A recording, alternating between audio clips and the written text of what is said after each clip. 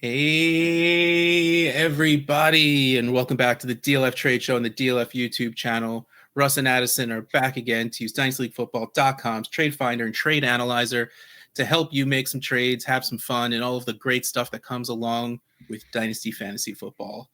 And today we are here to talk about some underperforming studs from last season, players that we've seen do really, really well. And last season, they did not do really, really well. That's really the best way I can say. I mean, that's basically summing it up perfectly. So there you go. So why bother stretching it out any longer? And let's just jump straight into one of the bigger known names when it comes to this because of just how crazy he went his rookie year. And then last year didn't necessarily have a bad season. It's just, when you have a 10% touchdown rate in your rookie year, you're just not going to really live up to that. And that's receivers get hurt. Offenses look slower. So a lot of stuff didn't go right for CJ Stroud this year is what it comes down to. And that's why we're talking about him now, because there was a point where CJ Stroud was the QB2 in certain places. I think I remember at one point there was a screenshot out there in the world where he hit QB1 on KTC. I'm going to look it up because you can see the historical stuff. Let's see if I can pull it up quickly. Regardless, it went too high. Like, he settled in as QB4 after a while behind the trifecta of Mahomes, Allen, and Hurts. And even to me, that felt way too high. But that's really where he settled for a lot of the preseason into the actual season. And then as the season went, he made it to 2. Yeah, it was 2. It wasn't 1. He held a consistent QB3, though, basically from like after the Diggs signing all the way into the start of the season, and then didn't really start to taper off until about Thanksgiving. Because the hope was still there. Yeah, he's QB 10 on Keep Trade Cut, and then I have to hit the go button. I forgot about that. On we don't have February Superflex ADP out, but in January he was still 8. Oh, was he still that high? I thought he fell a little lower. Yeah, QB 8. QB 8. All right. So still, I think he has at least the chance to hold that once the games start coming in, or even move up to that, maybe not quite Burrow tier because he doesn't have Chase, and they're talking about tagging Higgins again. I mean, from a fantasy football perspective, I'm not against it. Again, it's not a bad case scenario for T. Higgins to be back in Cincinnati, but I would love closure. I would love, like, if they're gonna tag him, get him to get on a contract. Just I want closure. I'm like this year-to-year thing of, is it gonna happen? Is it gonna happen? Is it gonna happen? And then it doesn't happen, and it's just like, oh, well, next year. But that's not what we're talking about. We're talking about CJ Stroud. So we talked about CJ Stroud enough. Let's get into the trades. 12-team Superflex. We have CJ Stroud and Tyjae Spears for Dak Prescott and Bucky Irving. CJ Stroud, 633. Spears, 109 for a total of 742. Dak, 467. And Bucky Irving, 381 for a total of 848. I think I take the Dak side and pretty easily on this. This is beautiful. I love this trade so much. I would love to be able to pull off something like this in the one league that I have CJ Stroud where I don't need him, because I was tanking and I did a good job of tanking where I've had a lot of early picks for quarterbacks. So I have, through trades, I have Kyler Murray, Caleb Williams, and CJ Stroud. So I'm like, let me try and capitalize on CJ Stroud. And I haven't been able to at all whatsoever. But I would love this if I were still looking for a quarterback, because I do think you're going to get very similar production, though you are taking on 8 years at quarterback. But I don't think Dak Prescott's anywhere near the age of retiring or thinking about it or anything like that. So that's not something you need to worry about. And there have been rumors of Rachaad White being on the block now that they've seen what Bucky Irving can do. I mean, even still, I don't think Rachaad White's presence on that team necessarily matters. But that just shows, even if it is hearsay, it feels like there's confidence in the air around what Bucky Irving can do. Sure. Spears did start to show out towards the end of the year. I do want to give him that kind of credit, but I do still think that's going to be very split between him and Pollard. So I really do like this Prescott and Irving side. If we're talking about I want to start a rebuild, so let me age down from Prescott to Stroud, the second pieces of this deal need to be so different. Like, Agreed. Even on a rebuilding team, I don't think I'm in a rush to get rid of Bucky Irving because he is only 22, and you'll have the entire season of point scoring season to get rid of a running back. You don't need to do that right now. And why take back Tyjae Spears? Unless you think he increases in value, so you'll be able to move him. But I don't think there's going to be enough of a value increase for it to matter. Yeah, I think regardless of the direction of your team, I think you should just be taking the Dak Prescott side. It's very easy for Dak to kind of regain value based on, I mean, we could have thrown him in the underperforming studs section like of this video, mainly due to injury. But I mean, he wasn't like overly fantastic even before the injury either. But, you know, we'll see with a new offense. You know, Schottenheimer at least was good in Seattle with Russell Wilson. So Dak, I think, could have a nice bounce back year in 2025. Of course, as CeeDee Lamb, so that's always good. Maybe they add another wide receiver too, because Cooks is a free agent. I like the value increase of Dak, and I think that he could also just be flat out more productive than CJ Stroud. So it wins on both sides, no matter the direction that you're heading into, rebuilding or competing. Bucky's going to be a phenomenal piece. I mean, he's a consensus like top 10 running back right now. Even if you don't want that as a rebuilder, I still think that that is a good piece to have trading down from CJ Stroud to Dak to get Bucky Irving and make that upgrade from Spears to Bucky. Then I think you can very easily flip him for something else that you actually want at some point in the summer, or like you said, like in season 2 when he's actually producing points. Or, you know, like you said, like if Rachaad White gets traded in March and we have like that month and a half period where the Buccaneers have no other running back on the team, you know, his value increase could net you a top 10 wide receiver potentially if you add a little something on top. So I think this works out. I love every minute. Don't give me that Sean Tucker disrespect. Dude, I love me some Sean Tucker, but I don't think the Buccaneers would go into the NFL season with just Bucky and Tucky, as I coined them. That Bucky and Tucky. That 1 week that Rachaad White was out, and they combined for like 250 yards and 3 touchdowns. It's going to take me some time to get over that. Dak and Bucky Irving. This is a very easy. I love every minute of this trade. If you have CJ Stroud, this is exactly something that I want to be doing right now. Yeah, exactly. So let's move on to the next one. Ooh, CJ Stroud, Garrett Wilson, and a 25-201 for Josh Allen and the 210. CJ Stroud, 633, Garrett Wilson, 523, the 201, 165 for a total of 1321. Josh Allen, 964, the 210, 108 for a total of 1072. So we are overpaying the 3 for 2. We are overpaying to get the stud. We are overpaying because it's one extra piece. I think I pay this for Josh Allen. I think let me reword that. I think I like this trade in general because I like it for both sides. Mm-hmm. Like, if you are ready to compete and you have these pieces and maybe you just don't believe in Garrett Wilson or what the Jets are going to do at quarterback or something like that, putting those two together and the 201 to the 210, that drop doesn't really, I mean, like that's a drop, but like when we're talking CJ Stroud and Josh Allen, those two picks are just whatever. The 201 is nice to have in a super flex league. It is definitely a nice upgrade, but yes, in terms of Josh Allen-ness. Yeah. I wouldn't let those 9 spots, that 9-spot drop stop me from going and getting Josh Allen. Let me put it that way. But on the other side, if I am rebuilding and like I just went through a dispersal and I have Josh Allen and nothing else, this feels great walking out with CJ Stroud and Garrett Wilson because I do believe in Garrett Wilson. We've seen him do pretty well with pretty trash at quarterback. So if they do bring in Kirk Cousins, or I keep going to say Sam Darnold, forgetting that he was there already, and there's a good chance they're not bringing him back. There's no way they could do that.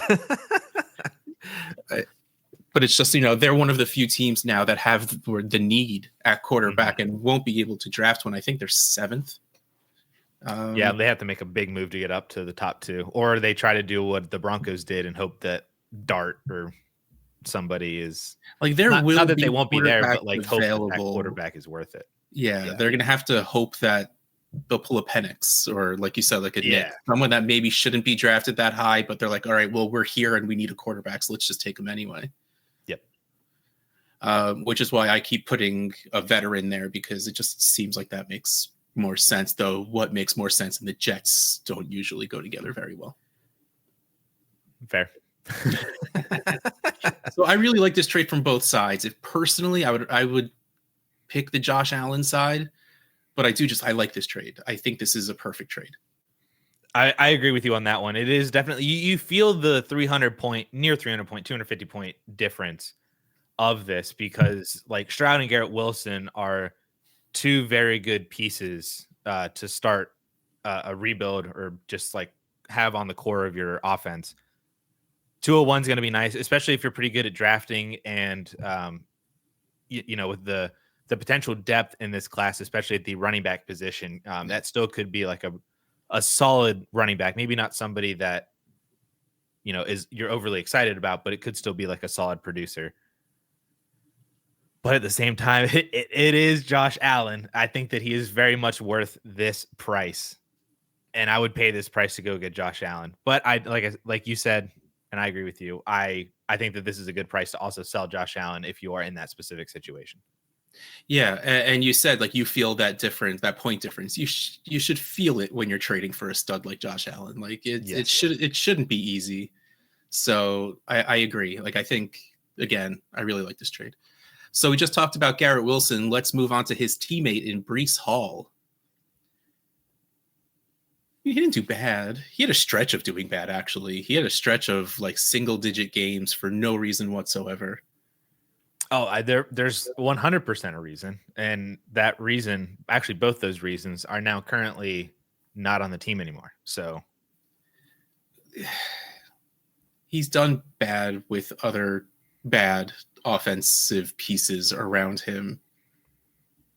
So yes, but it's just Aaron Rodgers wanted to throw the ball every single time they got into the red zone. It was so painfully obvious that Aaron Rodgers did not want to give the ball to Breece Hall, and he wanted to take the matters into his own hands, which, granted, I mean, that's been largely part of his game for his whole entire career. It was always something that like made Devontae Adams so good, in Green Bay, was like Rodgers was just willing to throw it to Adams when they got down to the 5. They didn't necessarily need to hand it off to Aaron Jones or AJ Dillon or Jamal Williams or whoever it was at the time. He kind of did the same thing with Jordy. He has just a willingness to throw down there. And that really hurt Breece Hall. I was trying to find the stat beforehand, but I can't find it. But Breece Hall, I'm pretty sure, was like 40th among running backs in red zone carries. Wow. In the NFL. I'm pretty sure he had fewer red zone carries than Alexander Madison in 2024. So that about sums up everything that you could say about Breece Hall's season, was the fact that he was not getting those high value touches. And he wasn't losing those touches to Braylon Allen either. Braylon Allen actually had fewer red zone touches than Breece Hall. So like, it wasn't like all of a sudden Braylon comes in and he has, 1.5x the number that Breece Hall has, and he was the red zone guy. That wasn't the case. Neither one of them were getting red zone work. So I think Breece is still very easily the elite RB that he should be, I think, talent-wise. It's just we need the situation to catch up. Yeah, I personally haven't really dropped him much in my value estimations. I still think he's that good. Yeah. He's still my RB3. Some people don't agree with that, but he's still my dynasty RB3. He's not in the same tier as Gibbs and Bijan. Before the season we came in, we called it a big 3. Yeah. Now it's just the big 2. And I think Genty would still come in. Like, I would rather have Genty than Breece Hall. So I guess technically he's my 4 if you were to include the rookies. But I still have Breece ahead of Achane and Kyron and JT and Saquon and everybody else. Yeah, I guess I'm there with you. I think I agree with that. But man, this first trade, 12-team Superflex, Breece Hall for the 107. Breece Hall, 557.9 by himself. The 107, 361.9 by itself. mean, this is easily Breece Hall. Easily. Even in Superflex, easily. I mean, we're talking Ginty's the RB1. There's, well, it's just, there's no real consensus yet, but the way it seems to be right now is Genty, Tet McMillan, the two quarterbacks, which means there's two players, which means one of them is going to be a running back. Both of them are probably going to be running backs. Mm-hmm. Because like Addison said before, this is a very deep, with a very nice plateau of very good running backs for the first round. So I do think there's a very good chance that those next two picks right after those four are running backs as well, which means you're putting the running back 4 up against Breece Hall. And I think the other interesting part about that too is you could say, well, that pick could be Caleb Johnson in a really great situation. It could be Marvin Hampton in a great situation. It could be Travion in a great situation after they land in, these premier landing spots in the NFL. And I think my argument to that would be if they landed in such a great situation, they're not going to be there at the 107. You're going to be you might be getting one of those guys, but if one of them lands in a great situation, they're going to be vaulted to the 104, 105, 106 for sure. And you're going to get the other guy who maybe landed in a, timeshare, like the Zach Charbonnet, whoever Zach Charbonnet is in this class, who for some reason lands on a team that already has like another good running back. Yeah. I mean, to be fair, maybe you do end up drafting Igbuka getting drafted by the Sure. Texans. Like maybe you don't go for a running back, but still, this feels way too cheap. I mean, I'm probably, how high do you think you go here? I 103 at the worst. I'd probably take Breece over Tet at this point. Okay, I would want to wait for a landing spot on that one. I would rather have Tet right now because he just feels safer. But like if Tet lands on the Raiders, see, I still don't even necessarily think that that's a bad landing spot. They would need a quarterback to throw him the ball. They just would need, they would 100% need a quarterback. In that situation, it might be like Sam Darnold. Yeah. But there's also the upside of, well, it's very popularly mocked. What if Tet is drafted by the Patriots and he's now Drake May's wide receiver one? Yes, that was going to be my next part. Like if he gets drafted by the Patriots, then I feel a little bit different because I believe in Drake May, and we saw how well he did with what he had around him. Add a talent like McMillan to it, and it's just, yeah. That's where. I've already said that I would take Genty over Hall. So obviously 101 over Hall. I would take the 102 over Hall just because you have that ability to pit Tet McMillan if he went to the Patriots, or if Tet went to the Raiders, but then Caleb Johnson or Amari Hampton went to like the Steelers or the Cowboys or somebody like that, and you're like, oh, well, like now I'm very interested in that. You at least have that option, or if it's a quarterback, Cam Ward or Shador, whoever, if you like one of those two. But I think once we get to 103 and especially 104 is where I start leaning Breece. Yeah, I'm there with you. All right, so next trade. Bo Nix, Breece Hall, the 201, and Jerry Jeudy for Jamar Chase and Jonathan Taylor. This is a big one. Bo Nix, Breece Hall, the 201, and Jerry Jeudy for Jamar Chase and Jonathan Taylor. Bo Nix, 586. Nice. Breece Hall, 558. The 201, 165. Jerry Jeudy, 117 for a total of 1426. Jamar Chase, 887. Jonathan Taylor, 411 for a total of 1298. So we are overpaying a little bit, but because it's pretty much 2 for ones, more or less. So side of 4, side of 2. One of the sides does have a quarterback, but the other one doesn't. But still, Jamar Chase by far being the highest valued asset. So we're overpaying to get to that side. What do you think of this trade? I thought that this trade was very interesting when I saw it in the trade finder, especially because, like you said, like there is a quarterback on one side and not a quarterback on the other, which is fairly significant given that quarterback is Bo Nix. Like it's not just like, oh, well, it's not like Matthew Stafford is on one side and then there's nobody, it's like, I think I just want the Jamar Chase side. Like I would take Jamar Chase over Bo Nix.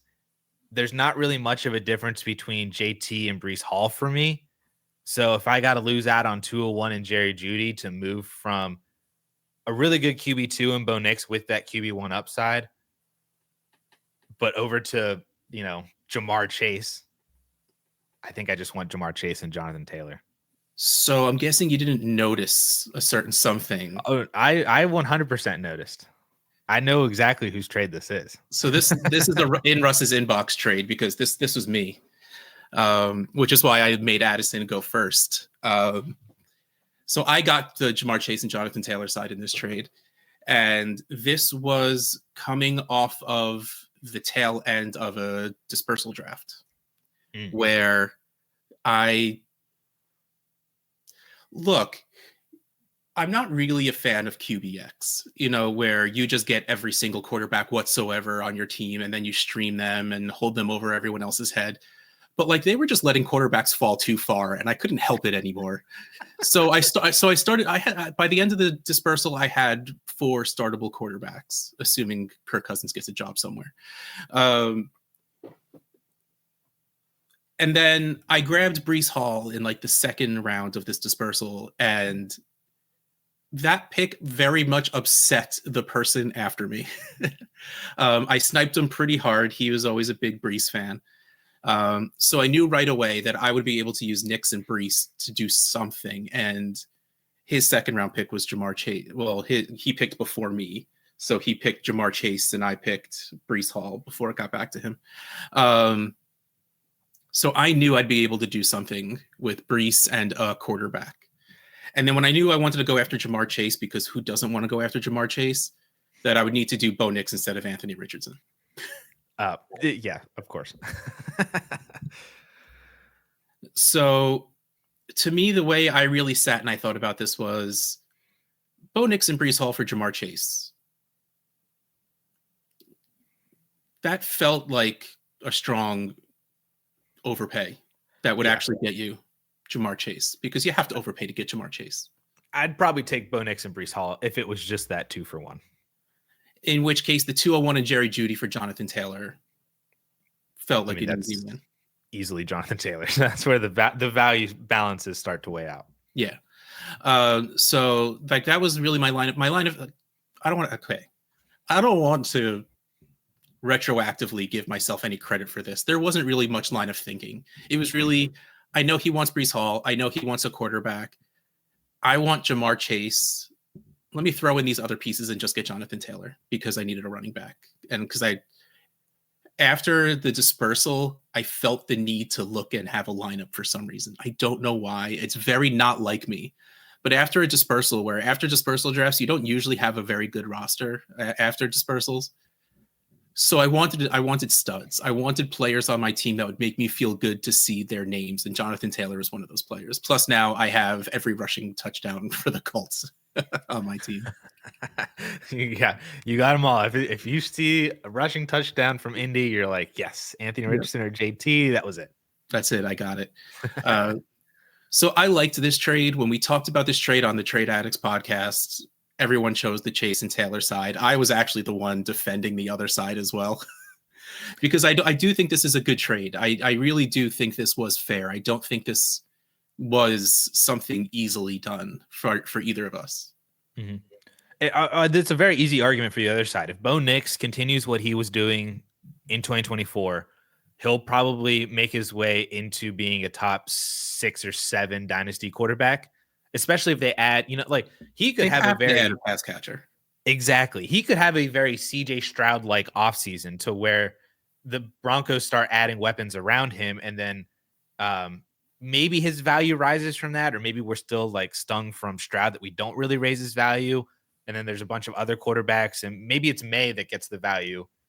I feel like May's value is kind of artificially rising just from the fact that we project Ted McMillan or T. Higgins to go there. But I think that there's a very decent chance that the Broncos add another really good weapon. So it's Cortland Sutton and somebody else. And then you have Mims and Vele and everybody like that after them.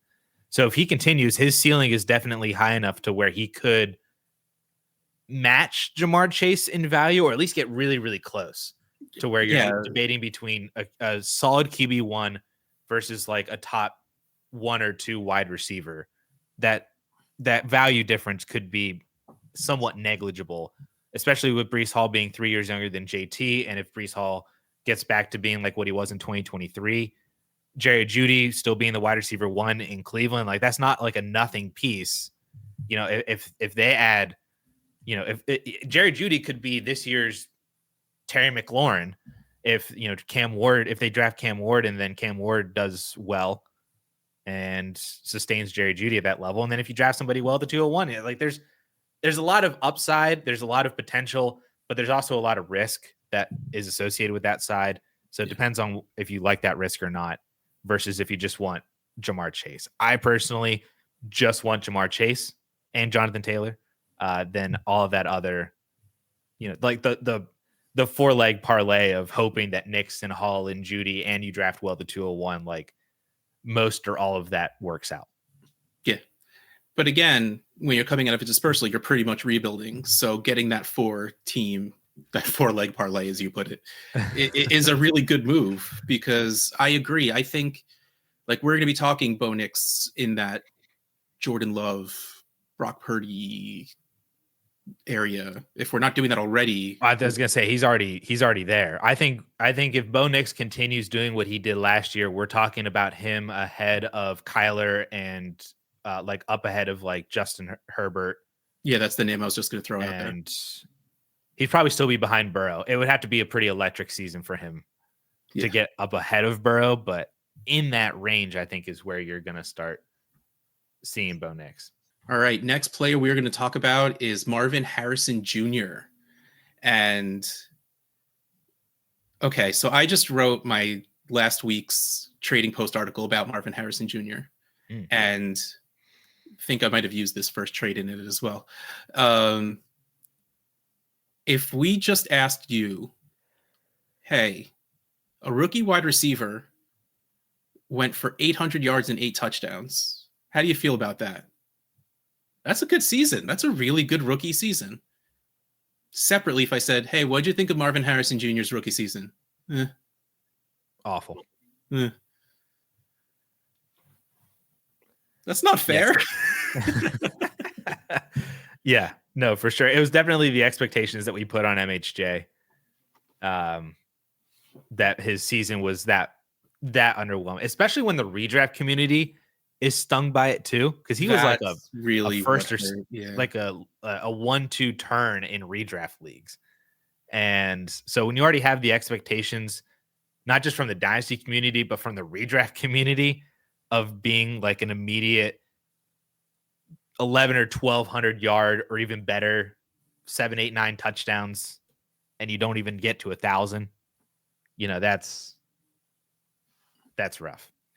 Yeah, the real rough part of it was he had less than 50% catch rate, which he's better than that. I didn't watch too much Cardinals football, so I don't necessarily know if he was just getting that many 50-50 balls or if the targets were just he was that covered, or because I believe in Kyler. I believe Kyler's a good quarterback, so I don't think this is like like what we used to happen with like Kyle Pitts, where technically he got 5 targets, but 4 of them were 6 feet away from him, but it still counted. And the one he probably dropped. So, not cool. Yeah, no, I was actually just listening to the Fantasy Footballers podcast from a day or two. I think it was from yesterday. And they were doing their rookie review and they touched on Marvin Harrison Jr. And I think Jason pointed out a stat that like almost 70% of Marv's receptions went for 10 or more yards, which sounds like a good thing. But when you realize that Malik Neighbors and BTJ were in like the 40% of their receptions were over 10 yards, it starts to showcase a usage disparity that Neighbors and BTJ were getting easy receptions, getting them worked into the game. And then they got their deep shots as well. Like it wasn't that Neighbors and BTJ weren't also deep threats. They absolutely were, but they were also getting worked into the game, getting comfortable on a consistent basis that Marv just was not doing that. He was constantly running 9 routes. He was deep out routes, not even getting anything really over the middle. Like I've said it before on this channel that I feel like that Marvin Harrison's role was just to clear out space for Trey McBride. Like that's really what it felt like. And it was complete improper utilization from Marv and a little bit of a lack of effort from him too. Cause I'm sure he checked out from a lot of games because of that usage, that it just nothing went right at all. But I'm hopeful that they can get right. I'm not out on Marv.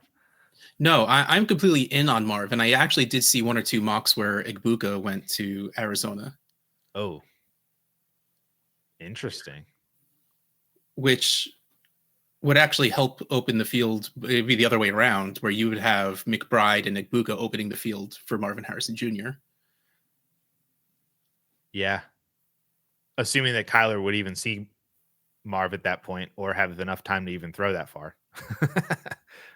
That's all other piece of the puzzle. So there's a lot wrong for MHJ, but I feel like a lot of it was outside of his own control and his own talent as well. Yeah, I believe in the player. I believe that we're not going to see a worse season than we just saw.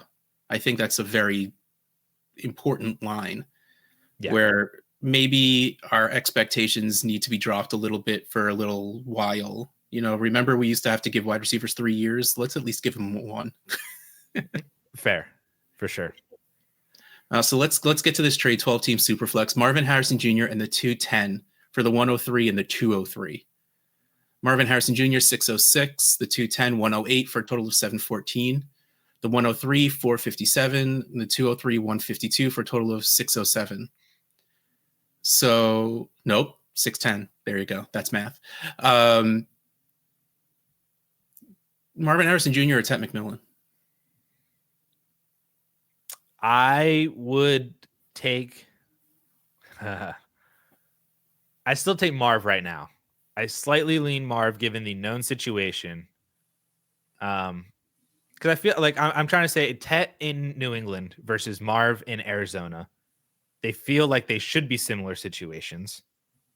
But maybe the known of what we've already seen with Marv in Arizona makes me want to move towards the unknown of Tet with Drake May. That it should be better. But then there's also the possibility that what if the Patriots take Travis Hunter and then, like you said, Tet falls to Vegas or somebody like that. That would be bad. I would take Marv easily in that situation. So I feel like Marv is a better prospect, should be in at least a comparable or even better situation. So I would still take Marv over Tet right now. I'm with you. I still take Marv over Tet because, like I said before, I still believe in Marvin Harrison Jr. as a player. So why reroll, I guess, is the real question. Marvin Harrison Jr. was a better prospect coming in than Tet was. Why reroll off of, again, a good season?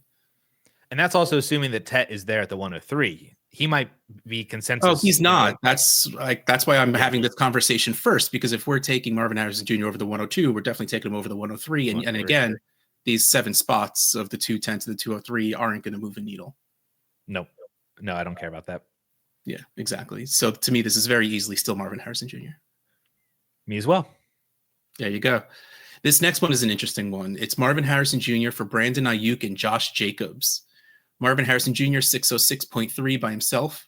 Ayuk 331. Josh Jacobs 283 for a total of 614. So this feels like a good trade to me. I don't know if I could do it if I had Marvin Harrison Jr. Yeah. I could very easily send Ayuk and Josh Jacobs for Marvin Harrison Jr. Because now that I would reroll, because you're talking a 26-year-old wide receiver coming off of an injury and Josh Jacobs, who's a 27-year-old running back for a 22-year-old stud of a prospect coming off of a good year. I think this is Marvin Harrison Jr., but I also do kind of get, if you're worried, like you were saying you are a little bit, you saw that they were bringing in Igbuka in all of these mocks, that it started to be all right, they're definitely bringing in a pass catcher. I need to get off of Marvin Harrison Jr. All right. There's these trade rumors of, Debo was granted access to request to seek out a trade. So that would mean more targets for Ayuk. Josh Jacobs is still just going to be the dude there yet again. And there's no sign of him slowing down whatsoever. So I get it.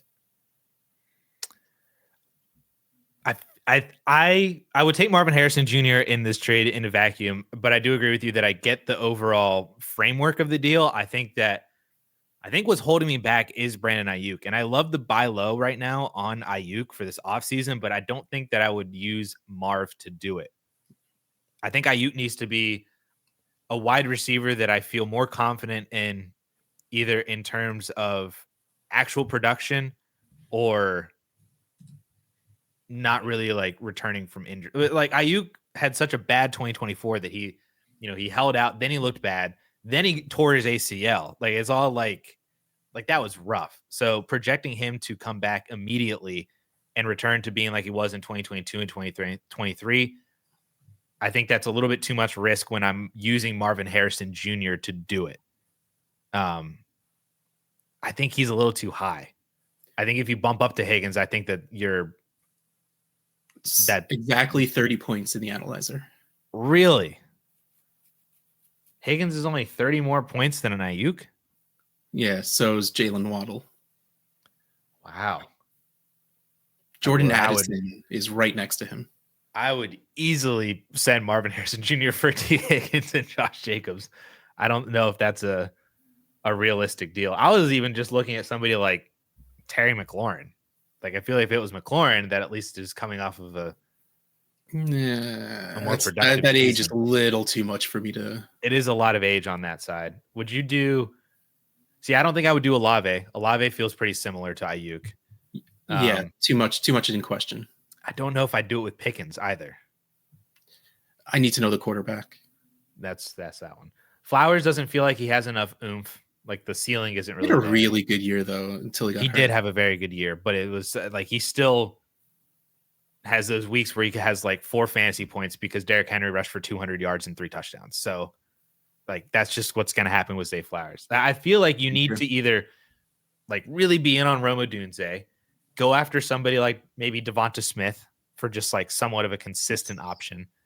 Take the shot on Rashee Rice coming back from injury because I would much rather have Rice off of his injured season than Ayuk off of his injured season.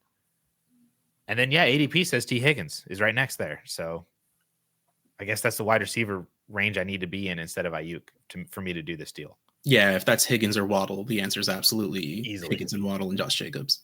Yep. I think that's it. Yep, that is the end. This has been the DLF Trade Show on the DLF YouTube channel. If you have any ideas that you want us to talk about, any players you want to talk about, still throw your trades at us. If we get enough trade suggestions, we'll do another listener show. Anything you want us to talk about, just throw it in the comments of the video and we'll try and get to it. I am Russ Fisher, Dynasty Outhouse. He is Addison Hayes at AmazeHayes_. We'll catch you next time.